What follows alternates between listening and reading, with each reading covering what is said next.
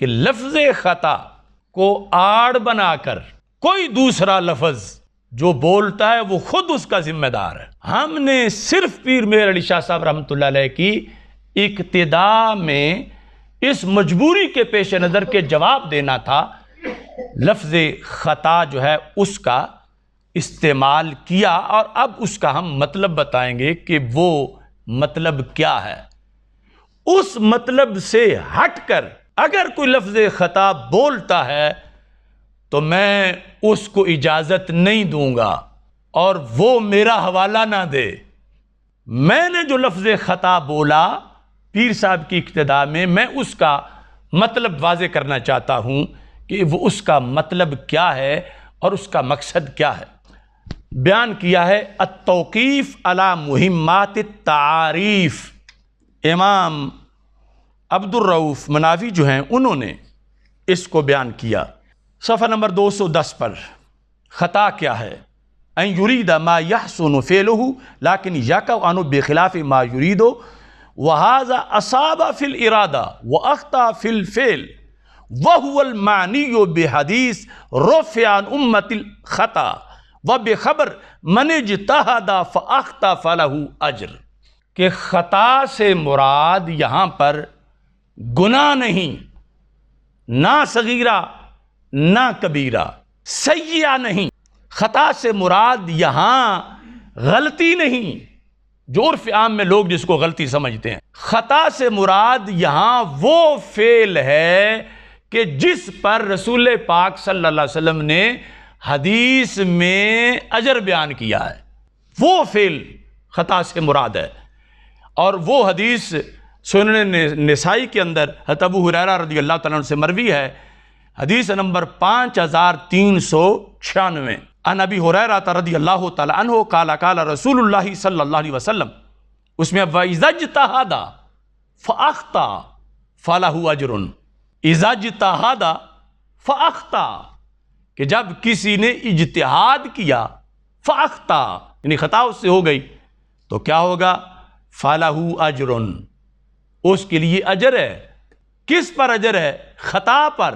اور ایسے ہی صحیح بخاری شریف کے اندر یہ الفاظ اسی حدیث کے موجود ہیں۔ صحیح بخاری شریف جلد نمبر 4 کے اندر اس میں یہ ہے کہ اذا حکم الحاکم فاجتہد ثم اصاب فلہ اجران واذا حکم فاجتہد ثم اخطا فلہ اجر، فاجتہد ثم اخطا، یہ ہے خطا۔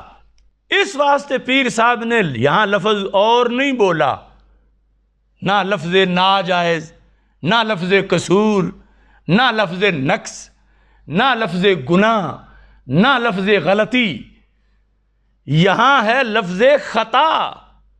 اور خطا جس پس منظر میں ذکر ہے، خطائے اجتہادی، اس کے لحاظ سے سرکار فرما رہے ہیں کہ اذا حکم فاجتہد ثم اخطا فلہ اجر، اس کے لیے تو اجر ہے۔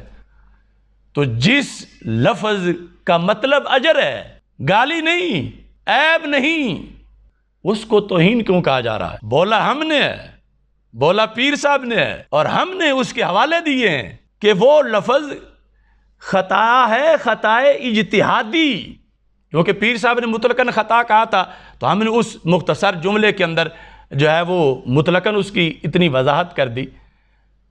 خطا اجتہادی جو کہ باعث اجر ہے، باعث ثواب ہے۔ جس چیز پر سیدہ پاک رضی اللہ تعالی عنہ کے لیے حدیث مصطفیٰ علیہ السلام کی روشنی میں اجتہاد کے نتیجے میں ایک اجر کا اعلان مل رہا ہے، کیا اس چیز کو ختم کرنا چاہتے ہیں یا اس کو توہین کہہ رہے ہیں؟ اور ساتھ دوسری بات، یہ جو لفظ خطا ہے، اگر اس لفظ کو کوئی مترادف سمجھتا ہے معاذ اللہ گناہ کا، سیئہ کا، نقص کا، عیب کا، تو وہ پھر اپنا منہ بند رکھے، کبھی بھی لفظ خطا نہ بولے اس مقام پر۔ جو خطا کے لفظ کو گناہ کا مترادف یا عیب نقص کا مترادف سمجھتا ہے تو اس کے لیے اجازت نہیں کہ وہ یہاں اس مقام پر لفظ خطا بول کے اس کی نسبت حضرت سیدہ طیبہ طاہرہ کی طرف کرے۔